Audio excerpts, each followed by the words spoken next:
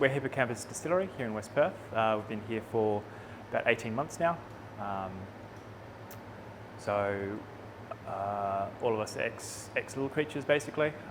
So when that finished up, we wanted to do something similar, but still a little bit different. So we started importing Sipsmith Gin from London, which is the first new distillery in London in nearly 200 years to be opened. And sort of dealing with small-scale craft spirits is something we became really quite attached to, and something we would like to do on a different scale and a different version here in Perth. So we got this distillery here. So her name's Kylie. So she's a 450-litre German-made distillery. So we wanted to make local spirits using the best local ingredients we could find. So that started off very organically with vodka. We're located in the wheat belt, so right at our back door was some of the best wheat in the world. So we get ours from Dumbleyoung, so it's all organically sourced.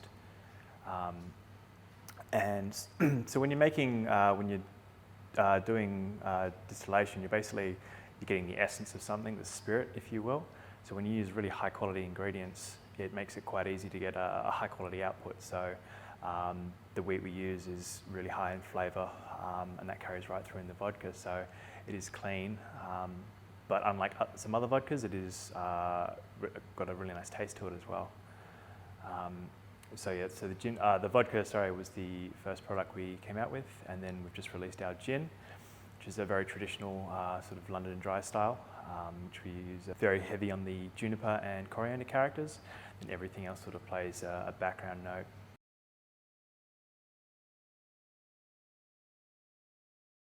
We launched our vodka pretty much 1 year ago, almost exactly to the day. So this last 12 months has been absolutely crazy for us. The vodka's been really well received, so we're now pretty much, I think, in just about every state in Australia, which is, to be honest, incredible. I don't think we set out to sort of get this sort of nationwide distribution this quickly. So that's been really pleasing to see that people are really enjoying our spirits. So that's good. And then the gin, which we've released about a month ago now, has been really well received as well. So that's starting to gain some traction. So I think gin's such a hot commodity right now. I think we'll be seeing that sort of exceed sales in vodka. So white spirits is sort of at a really interesting point in the marketplace right now. So obviously everywhere you go, everyone's asking about gin, that kind of thing.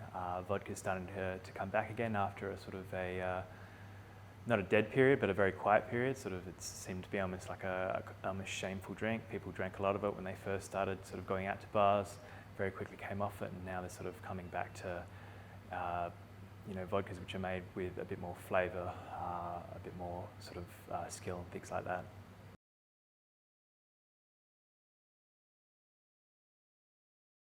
I think people care a lot more about what they eat and drink now. You can see that with cooking. Like people care a lot more about more variety. They care a lot more where it comes from, why people are doing it, the story attached to that.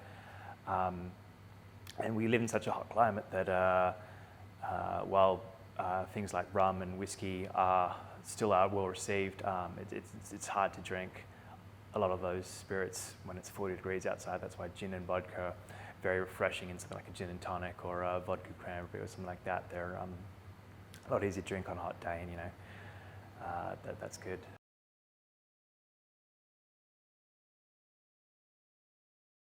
We'll be opening our cellar door within the next month or two.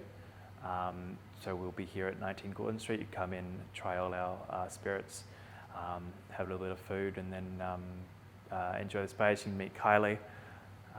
Yeah.